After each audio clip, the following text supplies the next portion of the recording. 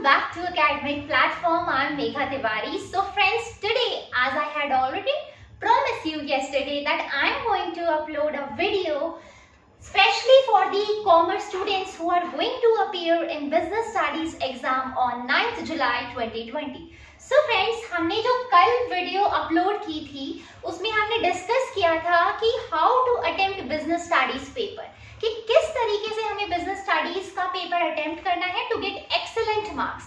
And friends, today in this video I am going to tell you all about that some common mistakes you can easily avoid in CBSE class 12 business studies paper. Guys, ये जो कुछ common mistakes है ये generally बच्चे कर जाते हैं. आप करना भी नहीं चाहते, आपकी पूरी तरह से प्रिपरेशन ओके रहती है, आप बहुत ही अच्छा प्रिपेयर्ड रहते हैं, आपके टेस्ट में बहुत अच्छे मार्क्स आते हैं, बट स्टिल जब आप एग्जाम देने जाते हो तो कुछ ऐसी कॉमन मिस्टेक्स हो जाती है जो गलती से आपसे हो जाती है, जिनको आप चाहकर भी कंट्रोल नहीं कर सकते. सो फ्रेंड्स, डरने की कोई बात नहीं है, आपको अपना बेस्ट एफर्ट देना है, अपनी प्रिपरेशन बहुत अच्छी करनी है, पर इन जो 6 पॉइंट्स है इसका बहुत अच्छे से ध्यान रखिएगा जिसके बारे में आज हम लोग डिस्कस करने वाले हैं. गाइस, बिजनेस स्टडीज के पेपर में जनरली जो बच्चे गलती कर जाते हैं in between features and importance. आज भी कई स्टूडेंट्स, अगर हम आपका कोई एग्जाम ले, कोई टेस्ट लें, तो बच्चों को नहीं पता चलता कि फीचर्स क्या है और इम्पोर्टेंस क्या है. केस स्टडी में पूछा जाता है identify the importance of management, student feature लिख के आ जाते हैं, या केस स्टडी में पूछा जाता है identify the feature of management, students जो है वो इम्पोर्टेंस लिख के आ जाते हैं. This is not done guys, ये गलती आपको बिल्कुल भी नहीं करनी है, बिकॉज फीचर्स और इम्पोर्टेंस दोनों में बहुत ज्यादा डिफरेंस होता है. फीचर्स एंड इम्पोर्टेंस में बहुत ज्यादा डिफरेंस होता है. तो यहाँ हम लोग समझेंगे कि फीचर्स क्या है और इम्पोर्टेंस क्या है और वो दोनों आपस में किस तरह से डिफरेंट है. गाइस, फीचर्स, सपोज मान लीजिए management is a goal oriented process. Management एक गोल ओरिएंटेड प्रोसेस है. This is the feature. Yes, this is the feature. But management helps in achieving group goals. This is the importance. Guys, feature is a kind of characteristic, मतलब जिससे basically उसका nature पता चलता है. Characteristic से किसी particular field का nature पता चलता है, पर इम्पोर्टेंस से उसका रोल समझ में आता है कि मैनेजमेंट एक्चुअली में ऑर्गेनाइजेशन के लिए क्यों जरूरी है. तो मैनेजमेंट एक गोल ओरिएंटेड प्रोसेस है. Management is a goal oriented process. This is the feature.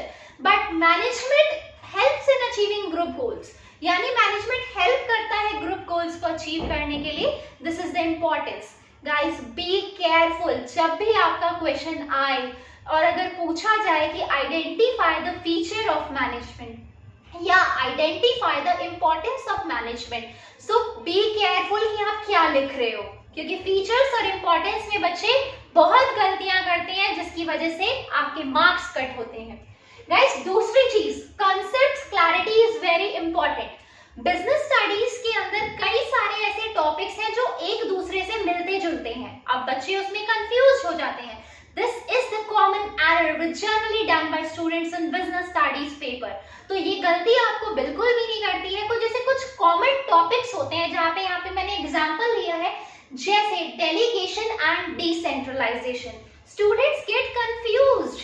Delegation का मतलब होता है फ्रेंड्स, जब आप बहुत ज्यादा ओवरबर्डन फील करते हो, when top level feels very overburdened and due to the reason of workload, वो अपनी कुछ अथॉरिटी मिडिल लेवल मैनेजर्स को डिस्पर्स्ड कर देता है.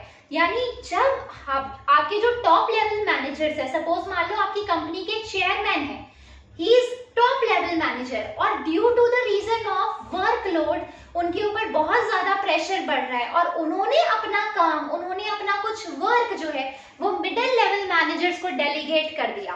This is called delegation.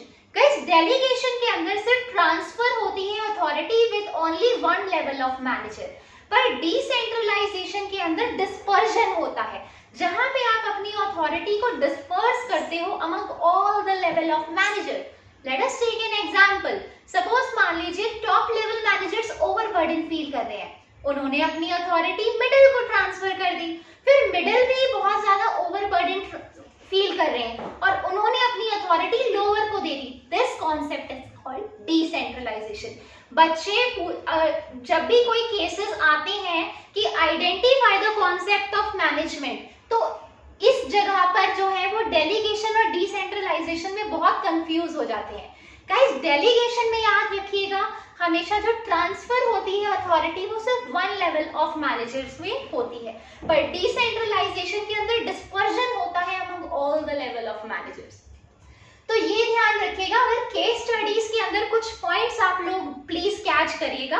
अगर केस स्टडीज के अंदर ये टर्म यूज हुई है dispersion of authority among all the level of managers, तो सोचने की बिल्कुल भी जरूरत नहीं है, आंसर आपका डिसेंट्रलाइजेशन होगा।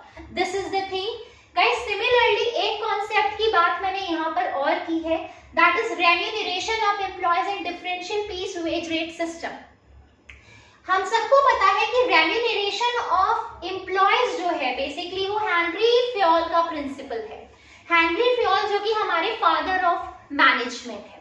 एंड सिमिलरली अगर हम differential piece wage rate system की बात करें, सपोज रेम्यूनरेशन ऑफ एम्प्लॉयज की अगर हम बात करते हैं फ्रेंड्स, तो रेम्यूनरेशन ऑफ एम्प्लॉयज का मतलब होता है कि आप अपने एम्प्लॉयज का एक वेज रेट डिसाइड कर रहे हो, यानी कि जब भी आपके ऑर्गेनाइजेशन के अंदर एम्प्लॉयज काम कर रहे हैं तो आप उनका एक वेज रेट डिसाइड कर रहे हो कि हमको उनको किस तरीके से वेजेस प्रोवाइड करने हैं, और जो भी वेजेस जो भी सैलरी आप अपने वर्कर्स को दोगे वो इतना सफिशिएंट होना चाहिए जिससे आपके जो वर्कर्स है अपना स्टैंडर्ड ऑफ लिविंग मेंटेन कर पाए। अगर आप उनसे काम ले रहे हो तो आप उनको एक्सप्लॉइट मत करिए, आप उनको वो वेज रेट प्रोवाइड करिए, उनके काम के अकॉर्डिंगली करिए, ताकि जिससे कंपनी का भी प्रॉफिट मेंटेन हो और साथ के साथ आपके एम्प्लॉयज का जो लिविंग का जो स्टैंडर्ड ऑफ लिविंग है वो भी मेंटेन हो, वो भी एक्सप्लॉइट ना हो। तो गाइज ये होता है रेम्यूनरेशन ऑफ एम्प्लॉयज, यानी अपने एम्प्लॉयज को वेज रेट देना उस हिसाब से देना ताकि एटलीस्ट वो अपना स्टैंडर्ड ऑफ लिविंग मेंटेन कर पाए। Similarly guys, differential piece wage rate system की अगर हम बात करें तो differential piece wage rate system के अंदर हम लोग बात करते हैं जिसमें जनरली बच्चे कंफ्यूज हो जाते हैं इन दोनों पॉइंट्स में। केस स्टडी में पूछा जाता है और आप गलती से कुछ और लिख कर आ जाते हो। Guys, differential piece wage rate system के अंदर हम क्या करते हैं, हम वर्कर्स के काम के हिसाब से उनका पेमेंट डिसाइड करते हैं। सपोज मान लीजिए कि मेरा जो एक टारगेट था कि अगर मैं एक दिन के अंदर 10 लंच बॉक्स प्रोड्यूस करूंगी तो मुझे 1000 रुपीज मिलेंगे। तो दिस मीन्स कि मैंने एक स्टैंडर्ड रेट फिक्स कर रखा है कि अगर सपोज 10 मार्कर्स में प्रोड्यूस कर रही हूँ तो मुझे 1000 रुपीज मिल रहे हैं। अगर जो भी वर्कर इससे ज्यादा कैपेसिटी में प्रोड्यूस करेगा तो मैं उसका वेज रेट उसके अकॉर्डिंगली बढ़ा दूंगी, और जो इससे कम प्रोड्यूस करेगा उसके अकॉर्डिंगली मैं उसका वेज रेट डिक्रीज कर दूंगी। That means it all and all depends upon your performance level कि आप किस तरह से हमारी कंपनी में परफॉर्म कर रहे हो।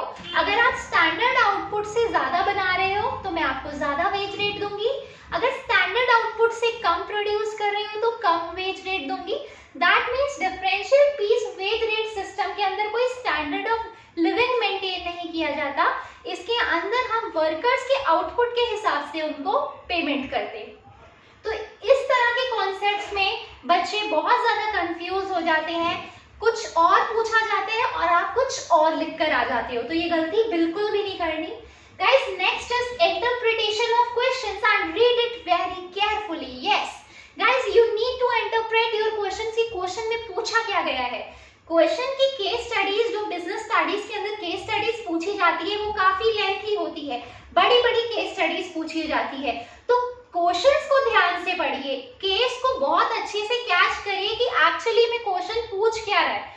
क्या पता आप पढ़ कुछ और रहे हो और लिख कुछ और रहे हो, तो रीड इट वेरी केयरफुली कि केस को पढ़ना बहुत ज्यादा जरूरी है। तो जो आगे के 15 मिनट का आपको स्लॉट मिलेगा 15 मिनट्स का, उसमें आपको बड़ी बड़ी केस स्टडीज को पढ़ के कवर करना है फटाफट, ताकि आपको एग्जाम देते वक्त किसी भी तरह की दिक्कत ना हो। तो please read your questions very carefully कि क्वेश्चन में पूछ क्या रहा है, जैसे पूछ रहे हैं उसी के अकॉर्डिंगली आपको आंसर करना है। Similarly, answer your questions point wise format and avoid paragraph. बच्चे कई बार क्या करते हैं कि एकदम पैराग्राफ की फॉर्म में लिख देते हैं, ये चीजें आपको अवॉइड करनी है। आपको क्या करना है, पॉइंट वाइज फॉर्मेट के अंदर अपना बिजनेस स्टडीज का पेपर करना है।